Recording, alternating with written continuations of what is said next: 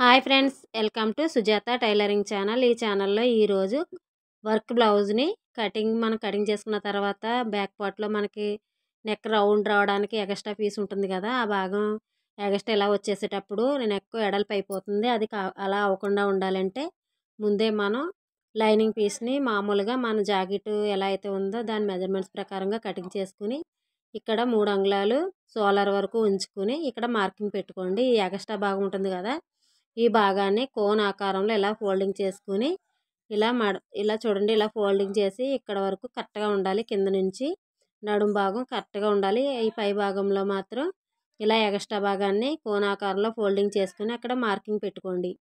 ఇలా మార్కింగ్ పెట్టుకున్న తర్వాత ఇలా చూడండి, ఈ భాగాన్ని ఇక్కడ క్రాస్ని ఇలా కింద వరకు స్ట్రైట్గా కాకుండా ఇలా క్రాస్గా స్టిచ్ చేయాలి. ఇలా సన్నగా వస్తుంది నెక్ దగ్గరికల్లా ఇలా స్టిచ్ చేసుకోవాలి. ఎప్పుడు కూడా బ్లౌజ్ మనకి నెక్ ఎడల్పు అవ్వకుండా ఉండాలంటే కరెక్ట్గా భుజాలు జారకుండా ఉంటుంది అనమాట. ఇలా కుట్టుకుంటే ఇలా స్టిచ్ చేసిన తర్వాత ఇప్పుడు మెయిన్ పీస్ మనం పక్కన పెట్టుకుని లైనింగ్ పీస్ మనం కరెక్ట్గా మనం మెజర్మెంట్స్ మీద కటింగ్ చేసుకుంటాం కదా, నెక్ కటింగ్ చేయకుండా ఉంచుకోవాలి. తర్వాత ఇలా పెట్టుకుని చూడండి, ఇలా పెట్టుకోవాలి. మధ్యలో మనం స్టిచ్ చేసిన భాగం ఉంది కదా, స్టిచ్ చేసిన భాగాన్ని కరెక్ట్గా మధ్యకి పెట్టుకుని ఇప్పుడు మధ్యన స్టిచ్చింగ్ పైన ఇలా స్ట్రైట్గా స్టిచ్ చేసుకోవాలి.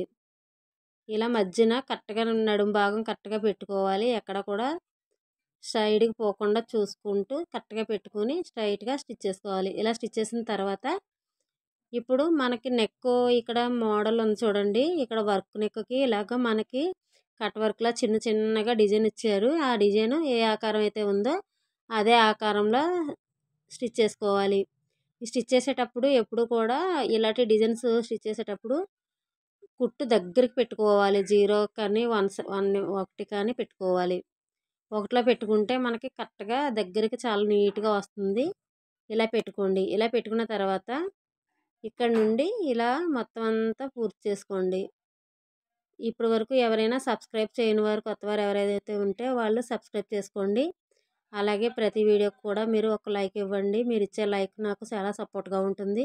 ఈ లైక్ వల్ల నేను కొంతమందికి ఈ వీడియో చాలామందికి రీచ్ అవుతూ ఉంటుంది. ఓకే ఫ్రెండ్స్, మీకు ఇలాంటి వీడియోలు కావాలి అంటే చిన్న కామెంట్ కూడా ఇవ్వండి. కొత్త వారికి యూజ్ అయ్యే టిప్స్ కూడా ఉంటాయి ఇందులో. అలాగే ఇక్కడ చివరి భాగంలో కట్ వర్క్ చివరిని ఎలా అయితే ఉందో అదే విధంగా ఇటు సైడ్ కూడా సేమ్ అలాగే స్టిచ్ చేసుకోవాలి. నెక్కి 2 భాగాలు కూడా ఇలా స్టిచ్ చేసుకోవాలి. చివరిన దగ్గరికి కుట్టేయడం వల్ల ఏంటంటే మనకి ఎక్కడ కూడా రివర్స్ చేసేటప్పుడు పోగులు బయటకు రాకుండా ఉంటుందన్నమాట. క్లాత్ విడిపోతూ ఉంటుంది కదా, అలాగ అవ్వదనమాట. ఇలాగ కటింగ్ దగ్గరికి ఇచ్చుకోవాలి. క్లాత్ చాలా దగ్గరికల్లా ఇలా చిన్న చిన్నగా కటింగ్ ఇచ్చుకోవాలి. ఎందుకంటే ఇది కట్ వర్క్ మోడల్లో ఉంది కదా, అందుకని దగ్గరికి అలా కట్స్ ఇచ్చుకుని తర్వాత ఈ నెక్ని ఇలా రివర్స్ చేసుకుని కోణాలని ఇలా చూసుకుంటూ పెట్టుకుంటూ పైకి చూసుకుంటే కరెక్ట్గా వస్తాయన్నమాట. ఇలా తేల్చుకోవాలి. ఇలా తేల్చుకుంటే సరిపోతుంది.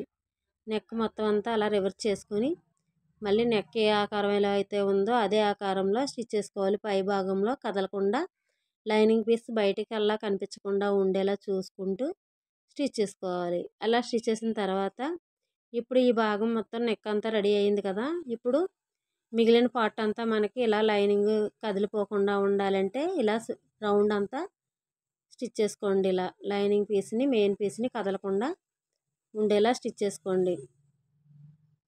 ఇలా స్టిచ్ చేసుకున్న తర్వాత నడుం భాగానికి మనకి క్లాత్ ఇలా 2 అంగుళాల వరకు పీస్ తీసుకుని నడుం కింద భాగంలో నడుం పీసు 2 అంగుళాలు ఎడల్పు తీసుకోవాలి. పొడవు నడుం ఎంతైతే ఎడల్పు ఉందో అంతవరకు తీసుకుని ఫోల్డింగ్ చేసి పైన ఇలా స్టిచ్ చేసుకోవాలి. ఇలా కింద భాగంలో కూడా ఇలా సన్నగా గోరంజ్ ఉండేలా ఫోల్డింగ్ చేసి స్టిచ్ చేసుకోవాలి. ఇలా స్టిచ్ చేసుకుని నడుం పీస్ కట్టుకోవడం వల్ల ఏంటంటే మనకి బ్లౌజు బ్యాక్ పార్ట్ మనకి పైకి ఎత్తినట్టు రాకుండా ఉంటుందన్నమాట, ఈ క్లాత్ ఇలా కట్టడం వల్ల. ఇప్పుడు ఈ భాగాన్ని ఇలా ఫోల్డింగ్ చేసుకుని ఇలా సమానంగా చూసుకోండి. ఈ చివరి భాగంలో 2 అంగుళాలు ఖర్చుకు వదిలేసుకుని ఈ భాగాన్ని ఫోల్డింగ్ చేసుకోండి. బ్యాక్ పార్ట్లో మనకి డాట్స్ కావాలి కదా, అలా దాని గురించి ఇలా ఫోల్డింగ్ చేసుకుని ఇక్కడ నుంచి ఇక్కడికి 4 అంగుళాల వరకు మార్కింగ్ పెట్టుకోండి. ఈ 4 అంగుళాలు కరెక్ట్గా ఇలా చూసుకుని క్రాస్గా కూడా ఇలా వేసుకోవాలి. ఇలా 4 అంగుళాలకి ఇలా చూసుకోండి. ఇటు సైడ్ అటు సైడ్ కూడా 4 అంగుళాలకి మార్కింగ్ పెట్టుకోండి.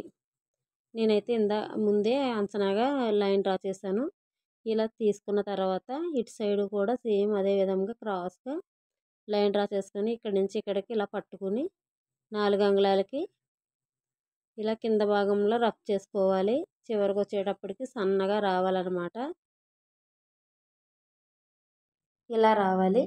ఇలా వచ్చిన తర్వాత సెకండ్ది కూడా అదే విధంగా రఫ్ చేసుకుని సన్నగా తీసుకోవాలి. ఇలా తీసుకుంటే రెడీ అవుతుంది. బ్యాక్ పార్ట్ ఇలా రెడీ అవుతుంది. ఓకే అండి, మీకు నచ్చితే లైక్ చేయండి, షేర్ చేయండి. కొత్తవారైతే సబ్స్క్రైబ్ చేసుకోండి. ప్రతి వీడియో కూడా మీకు నోటిఫికేషన్గా వస్తుంది. Thank you for watching.